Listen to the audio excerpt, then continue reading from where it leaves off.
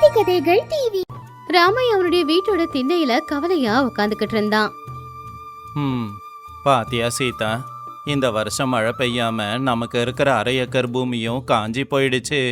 அதில் இப்போ ஒரு புல்லு கூட முளைக்க மாட்டேங்குது. இந்த வருஷம் இப்படியே இருந்தா நாம சாப்பிட சாப்பாடு கூட இல்லாம தான் இருக்கணும் போல. ஆமாங்க, நம்ம நிலைமையை நினைச்சா எனக்கு கவலையா தான் இருக்கு. ஊர்ல கொஞ்சம் வசதியா இருக்கிறவங்க பட்டணத்துக்கு வண்டி எடுத்துட்டு போய் அதுல அவங்களுக்கு தேவையான அரிசி பருப்பு காய்கறி எல்லாம் வாங்கிட்டு வந்துடுறாங்க. ஆனா நம்மள மாதிரி ஏழுங்க கிட்டதான் எதுவுமே இல்ல. இப்படியே இருந்தா என்ன ஆகுமோன்னு எனக்கும் பயமா இருக்குங்க. கவலைப்படாத சீதா, கடவுள் இருக்கான்ல, வேற வழியை காட்டுவான்.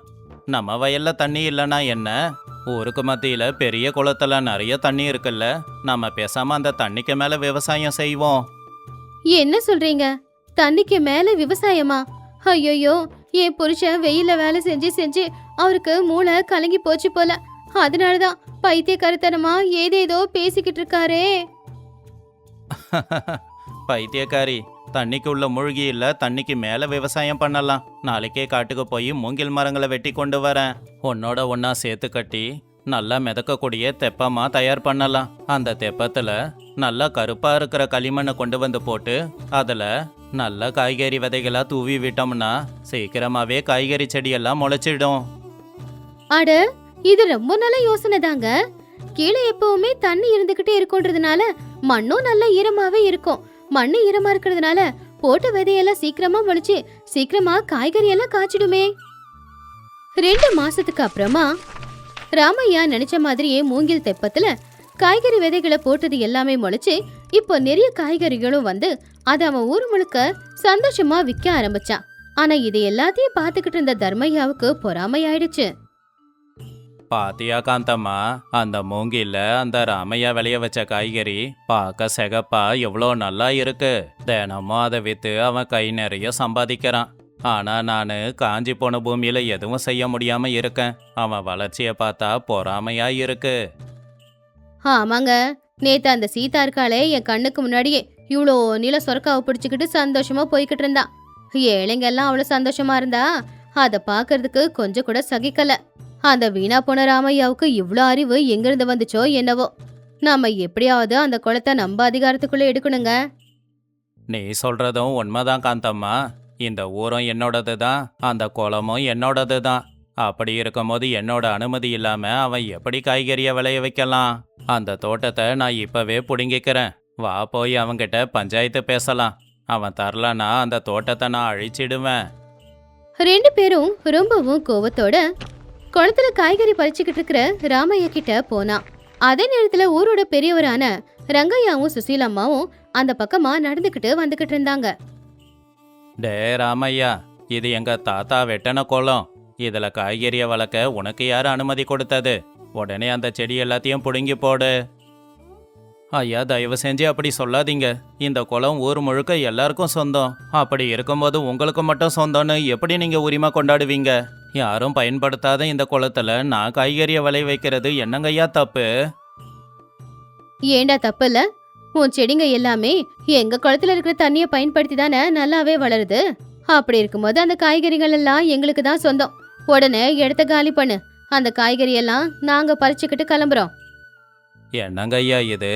நீங்க இந்த ஊரோட பெரிய மனுஷனா இல்ல திருடனா? பாவம், ஒரு ஏழையோட வயித்துல எதுக்காக அடிக்க பாக்குறீங்க? அவனே ஏதோ யோசிச்சு பயன்படாத இந்த குளத்துல செடியை வளர்க்கறான்.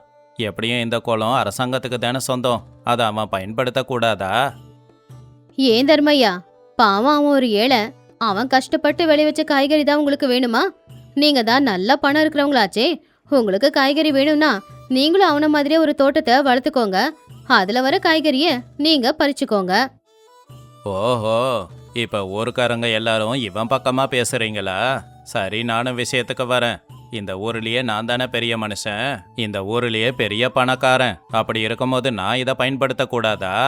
அப்போ இவனை விட பெரிய தோட்டத்தை இந்த குளத்து மேல உருவாக்கி இவன் சம்பாதிக்கிறத விட அதிகமா பணம் சம்பாதிச்சனா அதுல உங்களுக்கு எந்த பிரச்சனையும் இருக்காதே. சரியா சொன்னீங்க. ஏங்க, நம்ம கிட்ட என்ன பணத்துக்கு குறைவா இருக்கு? நாளைக்கே வண்டி எடுத்துட்டு போய் பெரிய பெரிய இரும்பு பலகை, அப்படியே பெரிய பெரிய மண் தொட்டி எல்லாத்தையும் கொண்டு வாங்க. இவன் என்ன தோட்டத்தை வளர்க்கறது? நாம வளர்க்க போறோம் பாருங்க, ரொம்பவும் அழகான ஒரு தோட்டத்தை. ஐயோ, அப்படியெல்லாம் எதுவும் செய்யாதீங்க. கனமா தண்ணிக்கு மேல எதை வச்சாலும் அது தண்ணிக்குள்ள மூழ்கிடும். மூங்கில் தண்ணியில மிதக்கும் அப்படிங்கிறத வச்சு தான் நான் இப்படி ஒரு ஏற்பாட்டை பண்ணியிருக்கேன். உன்னோட அறிவுரையெல்லாம் எனக்கு தேவையில்லடா. நான் ஜெயிக்கிறதுக்காகவே பிறந்தவன். உன்னை விட நல்லாவே விவசாயம் செய்வேன். நான் செய்யறத செஞ்சு காமிக்கிறேன், அப்புறம் நீ பாரு. வா காந்தம்மா, இப்பவே வேலைங்களை ஆரம்பிக்கணும். இப்படியே ஒரு வாரமும் போச்சு. குளத்துல ஒரு பக்கம் ராமையாவோட மூங்கில் தோட்டம் இருந்துச்சுன்னா, இன்னொரு பக்கம் தர்மையா பெரிய பெரிய இரும்பு பலகையை கொண்டு வந்து அதை தெப்ப மாதிரி தயார் பண்ணான். அதுக்கு கீழே காலியா இருக்கிற சில வாட்டர் பாட்டில தான் அவன் தண்ணி மேல மிதக்கிறதுக்காக கட்டினான். ஏங்க, அந்த தர்மையாவோட இரும்பு பலகையை பார்க்கும்போது எனக்கு பயமா இருக்குங்க. அது கனம் ரொம்ப அதிகம். அதுக்கு கீழே வெறும் தண்ணி பாட்டில மட்டும்தான் வச்சிருக்காங்க. அதுக்கு மேல அவங்க மண் தொட்டி வச்சிருக்காங்க. கனம் தாங்காம அது தண்ணிக்குள்ள முழுகிடும் இல்லையா?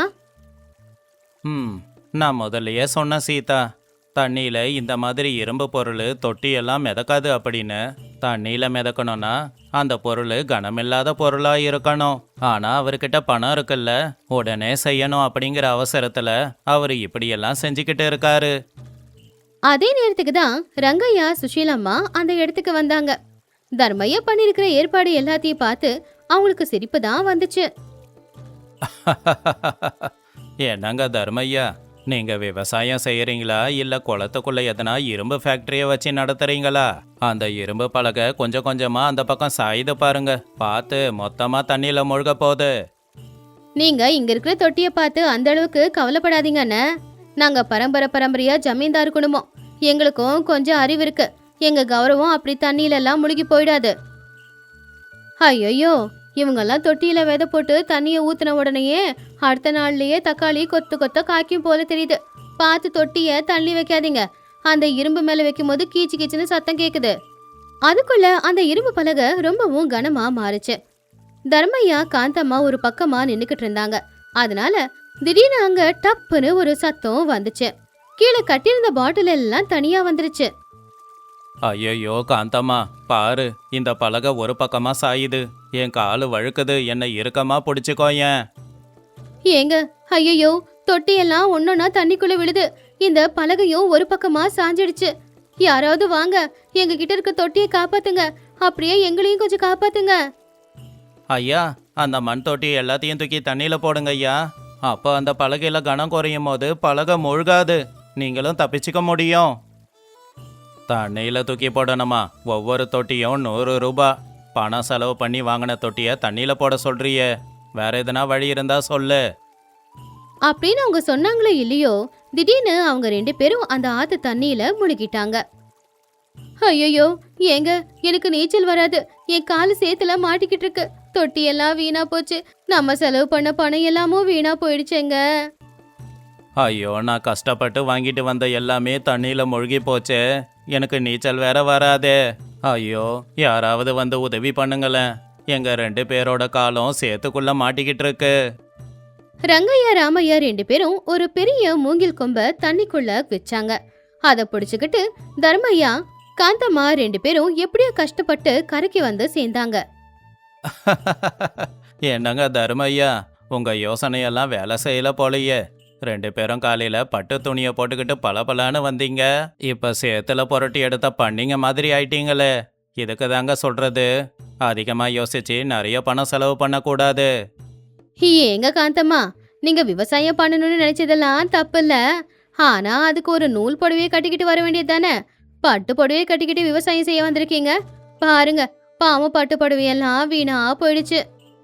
ரங்கையா, எதுக்கு கிண்டல் பண்ணி சிரிச்சுக்கிட்டு இருக்கீங்க? பல லட்சம் ரூபாய் செலவு பண்ணி வாங்கினதெல்லாம் தண்ணியோட தண்ணியா போயிடுச்சு. நான் எவ்வளவு கவலையில இருக்கேன்னு தெரியுமா? ஐயா, விவசாயங்கிறது யார் மேலேயாவது போட்டி போட்டு நானும் செஞ்சு காமிக்கிறேன் பாருன்னு செய்யற விஷயம் இல்ல. மனசார இயற்கையை புரிஞ்சுக்கிட்டு இயற்கைக்கு எந்த பிரச்சனையும் வராம செய்யறது. அப்படி செஞ்சா மட்டும்தான் இயற்கையும் நமக்கு உதவி செய்யும். ஆமா ராமையா, எங்களை பார்த்து இவங்கெல்லாம் சிரிக்கிறதுல எந்த தப்பும் இல்ல. உன்னை பார்த்து பொறாமப்பட்டு நாங்களும் உன்ன மாதிரியே பணம் சம்பாதிக்கணும்னு நினைச்சோமே ஒழிய, விவசாயத்தை எப்படி செய்யணும்னு தெரிஞ்சுக்கிட்டு உன் உதவியை வாங்கி செஞ்சிருந்திருக்கலாம். தர்மையா, கஷ்டப்பட்டு உழைக்கிறவன் தான் நம்ம ராமையா. நீங்களும் அவனை பார்த்து கற்றுக்கோங்க. பணம் இருக்குங்கிறதுக்காக ஒரு ஏழையோட வளர்ச்சி மேலே பொறாமப்பட்டு நீங்களும் அதே மாதிரி செஞ்சு பணம் சம்பாதிக்கணும்னு நினச்சதால தான் உங்களுக்கு இந்த நிலைமை வந்திருக்கு. இந்த பொறாம குணத்தை விட்டுட்டு மற்றவங்களையும் முன்னேற விடுங்க. நீ சொல்றது உண்மைதான் ரங்கையா. ராமையாவோட வளர்ச்சியை பார்த்து பொறாமப்பட்டு நானும் அப்படி வளரணும்னு ஆசைப்பட்டேன். ஆனா அதுக்கு கொஞ்சம் யோசனையும் இருக்கணும், கொஞ்சம் அறிவும் இருக்கணும். ஆனா அது இல்லாம போனதால தான் இந்த நிலைமை எனக்கு வந்திருக்கு. என்னையும் நீ மன்னிக்கணும் சீதா. உன் புருஷனை நீயும் கஷ்டப்பட்டு வளர்த்த தோட்டம் அது. அதை புடுங்கிக்கிறதுக்காக தான் நாங்க நிறைய திட்டத்தை போட்டோம். ஆனா கடவுளா பார்த்து நாங்க தப்பு பண்றோம் அப்படின்னு எங்களுக்கு சொல்லி கொடுத்துட்டாரு. அதுக்கான தண்டனையும் கொடுத்துட்டாரு. தயவு செஞ்சு எங்களை மன்னிச்சிடுங்க. ஐயோ, அதெல்லாம் ஒன்றும் பரவாயில்ல. தப்பா புரிஞ்சுக்கிட்டீங்களே, அதுவே போதும். உங்களுக்கு விவசாயம் செய்யறதுக்கு எதனா உதவி தேவைப்பட்டா என்கிட்ட சொல்லுங்க, நான் நிச்சயமா செய்வேன். நீ ரொம்ப நல்ல மனசுக்காரன் ராமையா.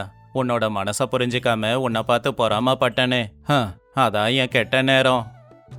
அப்படி ராமையா சீதா அவங்க தோட்டத்துல எப்பவும் போலவே காய்கறிய வளர்த்துக்கிட்டு இருந்தாங்க. தர்மையா காந்தம்மா 2 பேரும் அவங்களுடைய திமிரு, பொறாம, சுயநலம் எல்லாத்தையும் விட்டு நல்லவங்களா மாறிட்டாங்க. அப்படி ராமையாவோட வியாபாரம் எப்பவும் போலவே நல்லபடியாவே நடந்துகிட்டு இருந்துச்சு. மத்தவங்களுடைய வளர்ச்சியை பார்த்து நாமளும் இதே மாதிரி வளரணும் அப்படின்னு நினைக்கிறதுல தப்பு இல்ல. ஆனா அவங்க மேல பொறாமப்பட்டு நாமளும் ஏதாவது செய்யணும்னு நினைச்சா அந்த செயல் வீணாதான் போகும். எப்பவுமே பொறாம நல்லதில்ல. மத்தவங்க வளர்ச்சியை பார்த்து சந்தோஷம்தான் படணும். அது வெயில் காலம் அப்படிங்கறதுனால விவசாயம் எதுவும் நடக்கல. ஊர் குட்டையில குளத்துல இருக்கிற தண்ணி கீழே போனதுனால இப்ப மீன் வியாபாரம் நல்லா நடந்துகிட்டு இருந்துச்சு. ஊருக்கு நடுவுல இருக்கிற ஒரு மரத்துக்கு கீழே சின்னதா மீன் மார்க்கெட்டே நடந்துகிட்டு இருந்துச்சு. காலையிலேயே வெயில ரொம்ப அதிகமா தான் இருந்துச்சு. ராமையா அவன் வீட்டு திண்ணையில உட்காந்துக்கிட்டு இருந்தான். ஐயோ, காலையிலேயே சூரியன் இப்படி சுட்டேரிச்சா அப்புறம் மதியத்துக்கெல்லாம் குழம்புல போட்டா மாங்காய் மாதிரி கரைஞ்சி போயிடுவோம் போல. சாந்தம்மா, சாந்தம்மா, குடிக்க கொஞ்சம் தண்ணி கொண்டு வா. சாந்தம்மா தண்ணியை கொண்டு வந்து கொடுத்து, இந்தாங்க தண்ணியை குடிங்க. எப்ப பார்த்தாலும் உட்காந்து விசிறியில காத்து வீசிக்கிட்டு இருக்கிறது தானா? பேசாம கொஞ்சம் கூழு கரைச்சி கொண்டு வரவா? வெயில் காலத்துல இந்த கூழு குடிச்சா உடம்புக்கு கொஞ்சம் குளிர்ச்சியா இருக்கும். ராமையா தண்ணியை குடிச்சு, அப்பாடா, பானையில் வச்ச தண்ணியை குடிச்சதுக்கு அப்புறம் தான் உயிரே வருது. ஆமாம் சாந்தம்மா, இன்னைக்கு செவ்வாய்க்கிழமை இல்லை, சந்தையில் இன்னைக்கு மீன் மார்க்கெட் ஆச்சே. அந்த முருகனும் மீன் கடை போட்டிருப்பான்ல. ஆமாங்க, பக்கத்து வீடு ரங்கம்மாவும் சொன்னான். இப்பெல்லாம் குட்டையில தண்ணி கீழே போயிடுச்சுல, அதனால நல்ல பெரிய பெரிய மீனா மாட்டுதாமா. ஆனா நான் தான் எதுக்குன்னு விட்டுட்டேன். இந்த வெயில்ல சந்தை வரைக்கும் நடக்கிறதுனா கஷ்டமா இருக்குமே. இப்படி சொன்னா எப்படி? மதிய நேரம் கஞ்சியை வச்சுக்கிட்டு அதுக்கு தொட்டுக்க அந்த மீனையும் போட்டு சாப்பிட்டா ஆஹா, சொர்க்கம் மாதிரி இருக்கும். நான் போய் ஒரு மீனை வாங்கிட்டு வரேன். உங்க இஷ்டம். ஆனா அந்த கிருஷ்ணா விலைய குறைச்சி கொடுக்க மாட்டான். கொஞ்சம் பேரம் பேசி வாங்கிட்டு வாங்க. துணைக்கு ரங்கையண்ணனையும் கூட்டிட்டு போங்க. 2 பேரும் சேர்ந்து பேரம் பேசுங்க. ரங்கையண்ணன் கொஞ்சம் பார்த்து விலைய பேசி வாங்கி கொடுப்பாரு. இந்தாங்க பணம் பத்திரம். மீன் வாங்கிட்டு மிச்சம் இருக்கிற பணத்தை பத்திரமா கொண்டு வாங்க. வழியில எங்கேயாவது தவற விட்டுறாதீங்க. ராமையா சிரிச்சுக்கிட்டே, என் பொண்டாட்டி எப்பவுமே இப்படி ரகசியமாக பணத்தை எடுத்து வைப்பான்னு எனக்கு தெரியும். அதான் என் பொண்டாட்டி. சரி சரி, நான் போய் ரங்கையாவை கூட்டிக்கிட்டு நல்ல மீனா வாங்கிக்கிட்டு வரேன். தோல்ல இருக்கிற துண்டை தலைக்கு சுத்திக்கிட்டு போங்க. வெயில நேர தலைக்கு பட்டா அப்புறம் தலைவலின்னு சொல்லிக்கிட்டே இருப்பீங்க. பார்த்து பத்திரமா போயிட்டு வாங்க. ராமையா சரின்னு சொல்லி ரங்கையாவோட வீட்டுக்கு போனா. அங்க ரங்கையா உட்காந்துக்கிட்டு மருமக லட்சுமி கூட பேசிக்கிட்டு இருந்தாரு. 2 பேரும் வாசல்ல பாய் போட்டு உட்காந்துருந்தாங்க. ஏன் ரங்கையா, வீட்டில் சும்மா தானே உக்காந்துக்கிட்டு இருக்க? எல்லாரும் மீன் வாங்க போகிறாங்களே, நீ போலையா? வாராமையா, என்ன பண்ணுறது, வெயில் அதிகமாக இருக்கு. என் மருமக பட்டணத்து பொண்ணு, பாவம், அவளுக்கு நம்ம ஊர் வெயில் தாங்கலை. அதான் 2 பேரும் காத்தாட வெளியில் உக்காந்து பேசிக்கிட்டு இருக்கோம். லக்ஷ்மி சிரிச்சுக்கிட்டே, அதெல்லாம் ஒன்றும் இல்லை மாமா. பட்டணத்துல ஒரே புகை தூசி காத்து தான் இருக்கும். ஆனா இங்க இந்த மரத்தோட நிழல உட்காந்துக்கிட்டு இருந்தா நல்ல சுத்தமான காத்து வீசுது. என்ன வெயிலு தான், கொஞ்சம் தாங்க முடியல. வணக்கம் ராமைய மாமா, நல்லா இருக்கீங்களா? வணக்கம்மா, நான் நல்லா இருக்கேன். உன் படிப்பெல்லாம் எப்படி போகுது? நல்ல பெரிய படிப்பா படிச்சு ஊருக்கு பெருமை சேர்த்துடுமா? அதெல்லாம் நல்லதா போகுது மாமா. என்ன இன்னும் கொஞ்ச நாள் இங்க இருந்துட்டு மறுபடியும் பட்டணத்துக்கு படிக்க போக வேண்டி இருக்கும். படிச்சு முடிச்சுட்டு மறுபடியும் இங்க தான் வருவேன். இங்க இருக்கிற ஆட்கள் எனக்கு ரொம்ப பிடிச்சிருக்கு. ரொம்ப சந்தோஷம்மா. சரி, ராமையா எதுக்கு வந்திருக்கான்னு கேட்டுக்கிறேன். ஏண்டா, உன் முகத்தை பார்த்தாலே தெரியுது, மீன் வாங்க தானே வந்திருக்க. சரியா சொன்னாரங்க ஐயா. அந்த கிருஷ்ணா ஆத்துல இருந்து மீன் பிடிச்சிட்டு வந்து விற்கிறானா. அதான் போய் கொஞ்சம் பேரம் பேசி மீன் வாங்கிட்டு வரலான்னு. மாமா, நானும் உங்க கூட வரவா? எனக்கும் நம்ம ஊர் சந்தையை பார்க்கணும் போல இருக்கு. அங்க என்ன நடக்குது அப்படின்னு பார்க்கிறதுக்கு நல்லா இருக்கும்ல. அதனால என்னம்மா, ஆனா கொடை எடுத்துக்கோ, வெயில் அதிகமா இருக்கும். வாராமையா போலாம். வழியில நம்ம காலத்து கதையெல்லாம் பேசிக்கிட்டு போலாம். ஆமா ரங்கையா, சின்ன வயசுல நம்ம ஊர் குளத்துல வறட்சி இல்லாம தண்ணி இல்லாம போச்சு. அப்ப பெரிய பெரிய மீனெல்லாம் பிடிச்சோம். அந்த காலமே தனிதான். 3 பேரும் பேசிக்கிட்டே நடந்து அந்த மீன் மார்க்கெட்டுக்கு வந்து சேர்ந்தாங்க. அங்க சீத்தம்மா பாட்டி பெரிய பெரிய மீனை வச்சு வித்துக்கிட்டு இருந்தாங்க. பக்கத்திலேயே கௌரி அவ தோட்டத்துல விளைஞ்ச காய்கறி எல்லாத்தையுமே விற்க கொண்டு வந்திருந்தா. கிருஷ்ணா ஆத்துல இருந்து நிறைய மீனுகளை கொண்டு வந்து போட்டுக்கிட்டு இருந்தான். ஜனங்க கூட்ட கூட்டமா வந்தாங்க. வாங்க ஐயா வாங்க, இப்பதான் ஆத்துல இருந்து பிடிச்சிட்டு வந்த மீன். ஏண்டா கிருஷ்ணா, எதுக்கு இப்படி கத்துற? நீ இப்பதான் பிடிச்சிக்கிட்டு வந்த மீனுன்னு எல்லாருக்கும் தெரியும். உன் தொண்டைய பாத்துக்கோ. அடியே கௌரி, வெயில்ல அந்த வெண்டைக்காய் வாடி போய்கிட்டு இருக்கு பாரு. கொஞ்சம் தண்ணியை தெளிச்சு வெய்யி, இல்லனா சுத்தமா வாடி போயிடும். சரிங்க பாட்டி, நானும் தண்ணி தெளிச்சுக்கிட்டு தான் இருக்கேன். காலில் பறிச்ச வெண்டைக்காய் இப்படி வாடி போய்கிட்டே இருக்கு. என்ன லக்ஷ்மி வருது? எவ்வளோ அழகா இருக்க. பட்டணத்துக்கு போனாலும் கிராமத்துக்கால தெரியுது. எப்படிக்கா இருக்கீங்க? பாட்டி எப்படி இருக்கீங்க? ரொம்ப நாளாச்சு இப்படி கிராமத்து சந்தையெல்லாம் பார்த்து. எப்படிமா இருக்க? பட்டணத்து பொண்ணு இன்னைக்கு எங்க சந்தைக்கு வரணும் போல எழுதிருக்கு. ஏமா, நீ பட்டணத்துல இருக்கிற பொண்ணாச்சே, இந்த மீன் எல்லாத்தையும் பாரு. இது உங்க பட்டணத்துல கிடைக்காது, எங்க ஊர் ஆத்துல தான் கிடைக்கும். இத சமைச்சு சாப்பிட்டா ஐயோ சொர்க்கமே தெரியும்.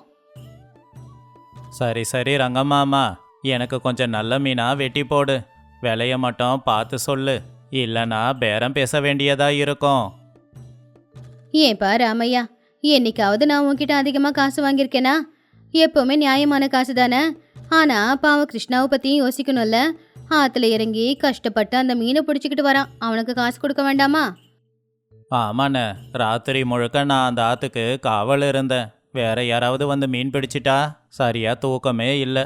பார்த்து ஏதாவது நீங்க தான் எனக்கு போட்டு கொடுக்கணும்.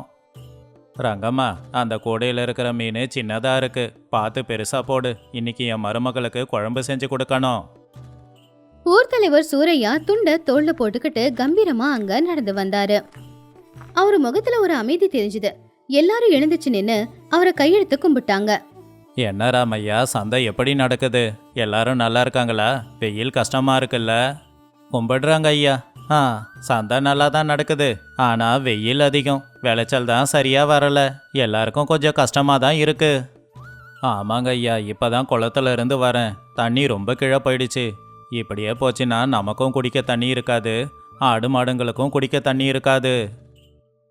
ஆமாங்க ஐயா, நம்ம ஊர் கிணறு கூட இப்ப மண்ணால மூடி இருக்கு.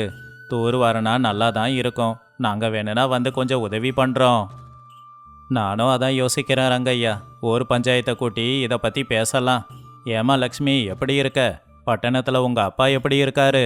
போனா நான் கேட்டதா சொல்லுமா? நல்லா இருக்கே தாத்தா. அப்பாவும் உங்களை கேட்டுதா சொல்ல சொல்லி சொன்னாரு. அவரு பட்டணத்துல நல்லா தான் இருக்காரு.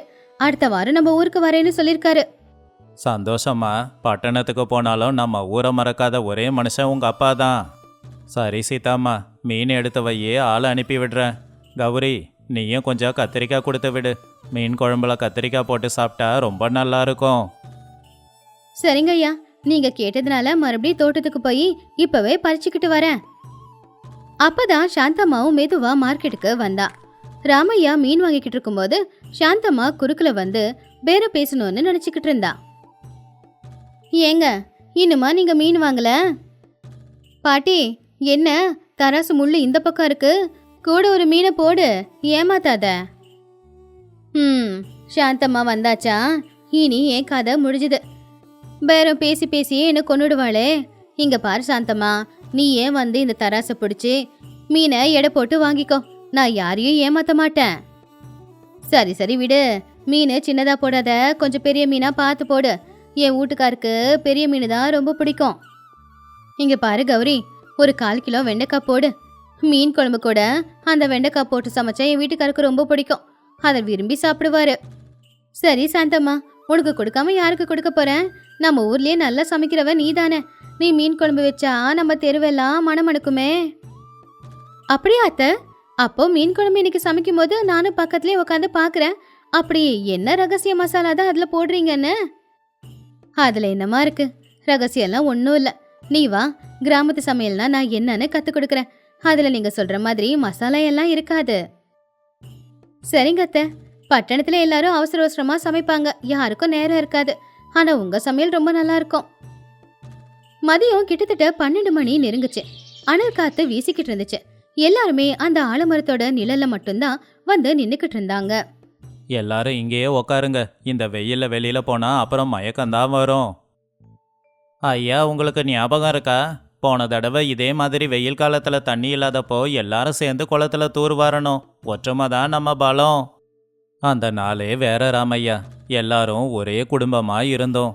யாருக்கு பசி எடுத்தாலும் யார் வீட்டுக்கு வேணாலும் போகலாம். நம்ம வீட்டு பிள்ளையா நினச்சி சாப்பாடு போடுவாங்க. ஆமாங்க ஐயா, எந்த கஷ்டம் வந்தாலும் சாயந்தரம் நேரம் எல்லாருமே மரத்து நிழலில் உட்காந்து ஒன்றா கதை பேசிக்கிட்டு இருப்போம். இப்போ அப்படியா இருக்கு? வீட்டுக்குள்ளே போய் தனித்தனியாக இருக்காங்க.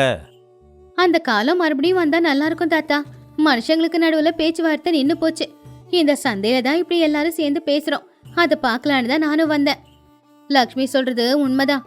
அந்த காலம் மாதிரி இந்த காலம் இல்ல. அதனாலதான் நாங்க எல்லாரும் இந்த சந்தைய விட்டு கொடுக்கறதே இல்ல. எங்கேயாவது 4 பேர் ஒன்னா சேர்ந்து ஏதாவது பேசிக்கலாம்ல. ஆமாமா, இந்த சந்தை தான் எங்களுக்கு உலகம். இதுதான் எங்க வாழ்க்கை. இந்த மரத்தோட நிழல் தான் எங்களுக்கு எல்லாமே. மெதுவா காத்துல ஒரு குளிர்ச்சி வந்துச்சு. பறவைங்க எல்லாம் அதுங்களோட கூட்டுக்கு போய்கிட்டு இருந்துச்சு. எல்லாரும் அவங்கவுங்க பொருட்களை எடுத்து வச்சுக்கிட்டு இருந்தாங்க. கிருஷ்ணா, இந்த கூலி உனக்கு. இதை கொண்டு போய் பத்திரமா உங்க அம்மா கிட்ட கொடு. வழியில இந்த பணத்தை எடுத்து ஏதாவது செலவு பண்ண கொண்டு போட்டுருவேன். இல்லம்மா, பணத்தை கொண்டு போய் அம்மா கிட்ட தான் கொடுக்க போறேன். நாளைக்கு காலையில் சீக்கிரம் வந்து மறுபடியும் மீன் பிடிக்கணுமே. நான் வரேம்மா. சரி வா சாந்தம்மா, நேரமாகுது, வீட்டுக்கு கிளம்பலாம். ரங்கையா, நீயும் வந்துடு. இன்னைக்கு நம்ம வீட்லேயே சமைச்சு எல்லாரும் ஒன்றா உக்காந்து சாப்பிடலாம். இல்லை ராமையா, இன்னைக்கு என் மருமகளுக்கு என் கையால் மீன் குழம்பு சமைச்சு கொடுக்க போகிறேன். கிராமத்து சமையல் எப்படி இருக்குன்னு என் மருமகளும் தெரிஞ்சுக்கணும் இல்லையா? ஆமாடி லக்ஷ்மி, சாயந்தர நேரம் வீட்டுக்கு வா. உனக்கு மீன் குழம்பு எப்படி வைக்கிறதுன்னு சொல்லி காட்டுறேன். அப்படியே மீன் குழம்பு சாப்பிட்டுட்டு போகலாம். வரேன் அத்தை. கிராமம்னால இதானே, எல்லார் வீட்டுக்கும் எல்லாரும் போகணும், ஒன்னா உட்காந்து சந்தோஷமா இருக்கணும். நான் போயிட்டு வரேன் தாத்தா. பார்த்து போமா, வெயில் இன்னும் முழுசா குறையல. கொடைய பிடிச்சிக்கிட்டு போமா, இல்லைன்னா வெயில் தலைக்கு படும். ராமையாவும் சாந்தம்மா நடந்து போகும்போது வழியில, ஏங்க அந்த லக்ஷ்மி பொண்ணு எவ்வளவு அடக்க ஒடுக்கமா இருக்கால. பட்டணத்துல வளர்ந்தாலும் நம்ம கிராமத்து பழக்க வழக்கத்தை மறக்கல. அந்த பொண்ணை எனக்கு ரொம்ப பிடிச்சிருக்கு. அது நம்ம ஊரோட பெருமை சாந்தம்மா. இந்த ஊர்ல பிறந்தவங்க யாரும் இந்த ஊரையும் மறக்க மாட்டாங்க, இந்த ஊரோட பழக்க வழக்கத்தையும் மறக்க மாட்டாங்க. அதான் நம்ம லக்ஷ்மி கிட்ட தெரியுது. உண்மைதாங்க. சரி வாங்க வாங்க, பேசிக்கிட்டே நேரம் அதிகமாகிக்கிட்டே இருக்கு. அந்த மீனை கழுவி குழம்பு வச்சு சுட சுட சோறுல போட்டு சாப்பிட்டா நமக்கு சொர்க்கமே தெரியும். பறவைங்க எல்லாருமே அதுங்களோட கூட்டுக்கு போற நேரம் அந்த ஊர்ல இருக்கிற எல்லார் வீட்டிலயும் இன்னைக்கு மீன் சமையல் தான். அந்த ஊஜனங்களுக்குள்ள இருக்கிற அன்பு பாசமும் தான் இன்னும் அந்த ஊர்ல இருக்கிற எல்லாரையுமே சந்தோஷமா வச்சுக்கிட்டு இருந்துச்சு. இந்த கதையில இருக்கிற நீதி என்னன்னா, மனுஷங்களா பிறந்த நாம எப்பவுமே ஒருத்தங்களோட ஒருத்தங்களா நல்லா பேசி சிரிச்சு நம்ம கஷ்ட சுகத்தை சொல்லிக்கிட்டு வாழும்போது இருக்கிற சுகமே தனிதான். தனிமையா வாழ்றதுல அப்போதைக்கு நிம்மதி கிடைக்கலாம், ஆனா சந்தோஷம் இருக்காது.